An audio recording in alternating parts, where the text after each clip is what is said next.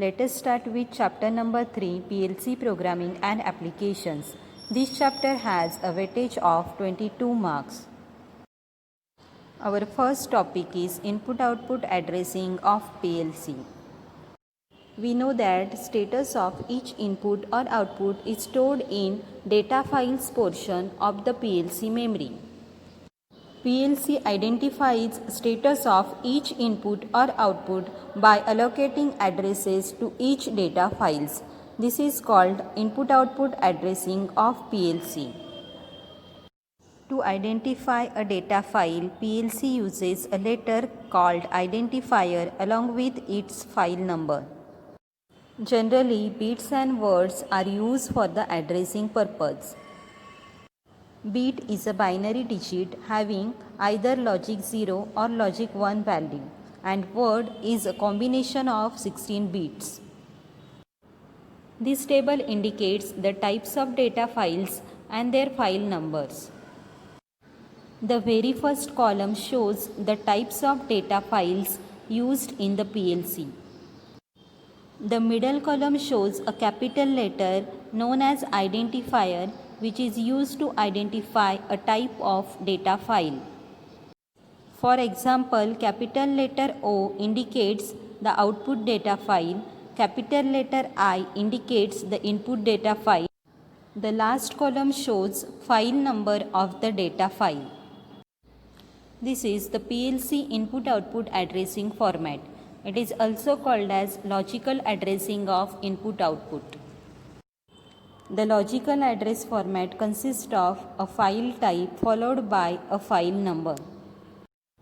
A type of data file is shown by a capital letter along with its file number. After this, a file separator or colon is used. After the file separator, element number or slot number is given. Slot number indicates the number of the slot in which the particular input or output module is connected. After the slot number or element number, a word separator or point is given in the address format. After a word separator, a word number should be given in the address format. In most of the PLCs, word 0 is the default word. In such cases, it is not necessary to specify the word number. But when we use other than word 0 in the address, its number should be specified in the address format. After the word number, a bit separator or slash is used.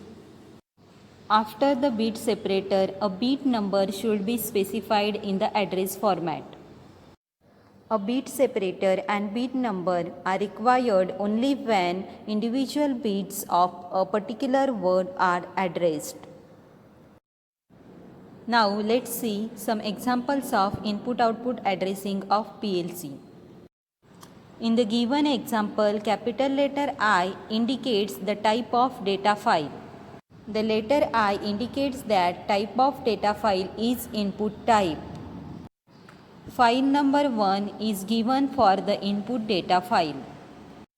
After this, a symbol colon is given, which is known as a file separator.